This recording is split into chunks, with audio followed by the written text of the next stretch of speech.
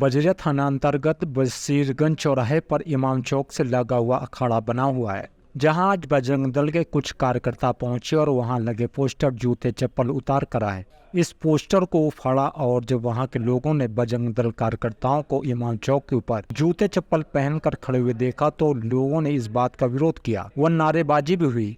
वहीं मौके पर क्षेत्रीय लोगों ने बजरंग दल के कार्यकर्ताओं को वहां से भगा दिया। इसकी खबर जैसे प्रशासन को हुई तो तत्काल प्रशासन मौके पर पहुंचा और मामले को समझते हुए बड़ी सूझबूझ से क्षेत्रीय जनता को समझाया। वहीं एसीपी अकमल खां भी मौके पर पहुंचे और क्षेत्र का जायजा लिया। उसके बाद स्थिति सामान्य रही। वहीं ज्वाइंट कमिश्नर आनंद प्रकाश तिवारी ने कहा कि ये जाँच का विषय है।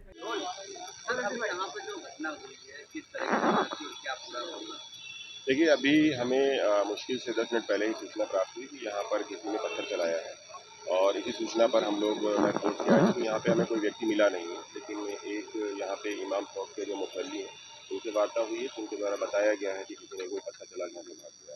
तो ये एक जाँच का विषय है। अभी हम लोग जो है यहाँ पर खड़े हुए हैं और देख रहे हैं कि क्या वजह है और कैसे ऐसा हुआ है और इसके पीछे क्या साक्ष्य है। अभी के पहले जब कुछ विधायक और मेयर भी आई थी यहाँ पर मुआयना कर रहे, उसके बाद इस तरह की घटना, तो क्या पूरा मामला क्या था, क्यों इस तरह की घटना को अन्याय किया? देखिए, मेयर मैडम आई हुई थी यहाँ, एक दो उनके पास एप्लीकेशन थी जिसमें अवैध कब्जे को लेकर के, तो उसका वो निरीक्षण करने के लिए आई हुई थी। तो वो इस जगह का नहीं था, वो उससे दूसरी बस्ती का मामला है, इस बस्ती का मामला भी नहीं है। तो वो दूसरी बस्ती में आई हुई थी और वहाँ पर आकर के उन्होंने निरीक्षण किया, निरीक्षण करके वो चली भी गई। कुछ बजरंग दल वाले भी आए थे।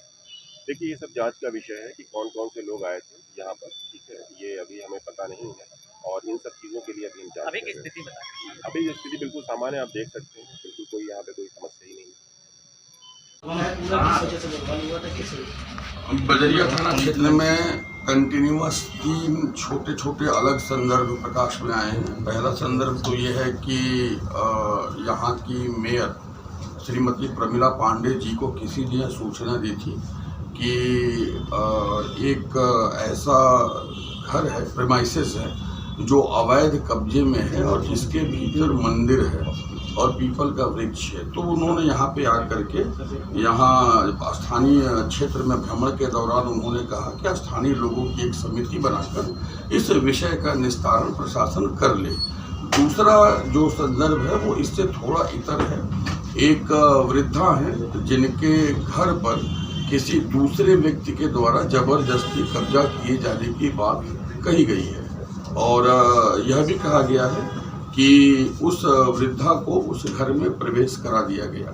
वृद्धा को घर में प्रवेश करा दिया जाना तो मुझे लगता है कि अगर वास्तव में उनके घर पर अवैध कब्जा हुआ था तो प्रशासन को नियमों के तहत डेफिनेटली यह काम करना चाहिए और इस संदर्भ में जो हमारे पास विधि सम्मत अधिकार है उनका हमें प्रयोग करना चाहिए। लेकिन मुझे लगता है कि इस पूरे प्रकरण में जो कुछ भी हुआ है उसको समग्रता से देखे जाने की ज़रूरत है और कोर्स करेक्शन की जो कार्यवाही है, जो भविष्य में इस तरह के रिकरेंस नहीं हो, इसके लिए भी प्रशासन की तरफ से कार्य किया जाएगा और हम यह सुनिश्चित करेंगे कि इन फ्यूचर इस प्रकार के रिकरेंस न हो। यहाँ पे हम कल इस पूरे, चूँकि आज संडे है तो हम वहाँ पे फोर्स का डिप्लॉयमेंट किए हैं।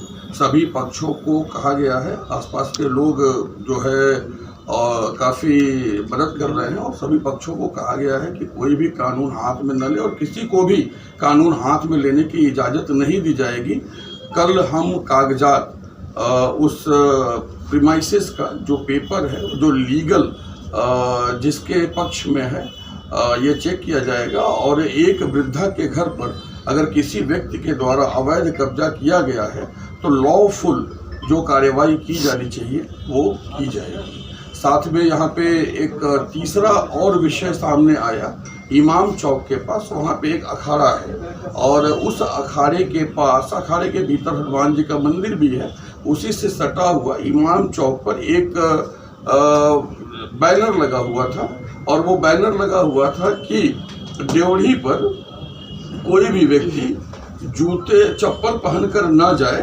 बेसिकली अगर हम देखें एक कुरेट तो ये लगा हुआ था कि वहाँ पर बराए मेहरबानी इमाम बारगाह में चप्पल पहनकर जाना मना है, और बढ़िया भी है। बराए मेहरबानी इमाम जो है बरगाह में चप्पल पहनकर जाना मना है, तो उसका सब पालन भी करते थे। आज वो बैनर गिर गया था और उस बैनर को गिर जाने को लेकर के शायद वहाँ पे थोड़ी कन्फ्यूजन, चूंकि ये सारी घटनाक्रम आसपास के क्षेत्रों में हुए और एक दूसरे से कंटिग्यूअस 25 से 30 मीटर की दूरी पर हैं, तो हमको लगता है कि शायद थोड़ी सी कन्फ्यूजन वहाँ क्रिएट हुई थी, जिसे आपस में बातचीत करके लोगों ने ठीक कर लिया और वहाँ पे कोई विशेष स्थिति ऐसी नहीं है।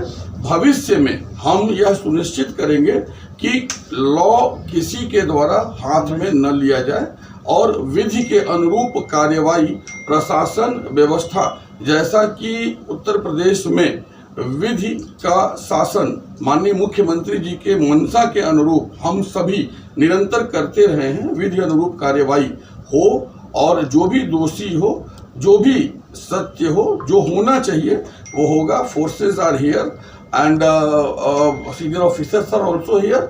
जो समाज के लोग हैं उनको भी क्लैरिटी है and there is no confusion anywhere and there is no possibility to spread up the confusion, because हमने सोशल मीडिया से लेकर और ग्राउंड में सभी लेयर पे लेयर बाय लेयर लोगों को, एलआईयू को, आईबी को, सिस्टर इंटेलिजेंस एजेंसीज को, पुलिस युवा मित्र को, सिविल डिफेंस वॉलंटियर को और सभी सेगमेंट्स को हमने एक्टिवेट कर दिया है। तो there is no such situation कि कोई भी चीजें स्प्रेड किसी के द्वारा की जाएंगी। And if anyone will try to take law in hand, we will ensure tough action against him or her. Sir, क्या कोई पथराव की भी कोई भी ऐसी चीज नहीं हुई है, किसी भी प्रकार की कोई भी पथराव या इस प्रकार की कोई अप्रिय घटना नहीं हुई है और आगे भी इसे नहीं होने दिया जाएगा। Thank you.